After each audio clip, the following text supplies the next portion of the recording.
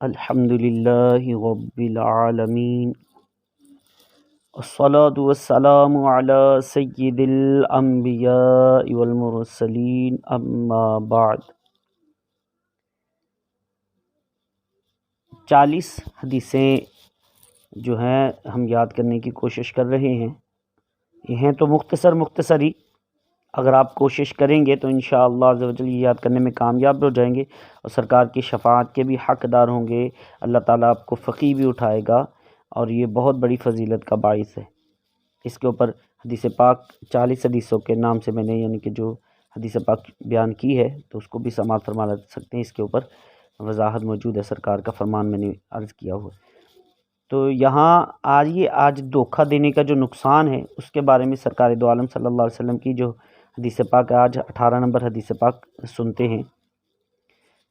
سیدنا ابو ہریرہ رضی اللہ تعالیٰ عنہ سے مروی ہے، نبی مکرم نور مجسم رسول اکرم شہنشاہ بنی آدم صلی اللہ علیہ وسلم کا فرمان عبرت نشان ہے کہ من غش فلیس منا، یعنی دھوکہ دہی کرنے والا وہ ہم میں سے نہیں، جو دھوکہ کرے وہ ہم میں سے نہیں۔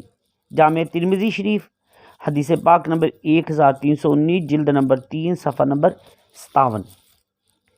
تو اس حدیث پاک سے معلوم ہوا کہ تجارتی چیز میں عیب پیدا کرنا بھی جرم ہے اور قدرتی پیدا شدہ عیب کو چھپانا بھی جرم ہے۔ اور دیکھیے نبی پاک صلی اللہ علیہ وسلم نے بارش سے بھیگے غلے کو چھپانا ملاوٹ میں داخل فرمایا ہے۔ میرات المناجی میں جلد نمبر 4 صفحہ نمبر 273 پر یہ موجود ہے۔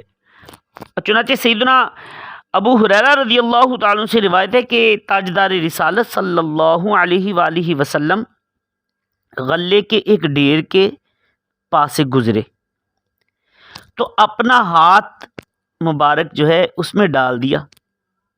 آپ صلی اللہ علیہ وسلم کی انگلیوں نے اس میں تری پائی، نمی، تو فرمایا کہ اے غلے والے یہ کیا ہے؟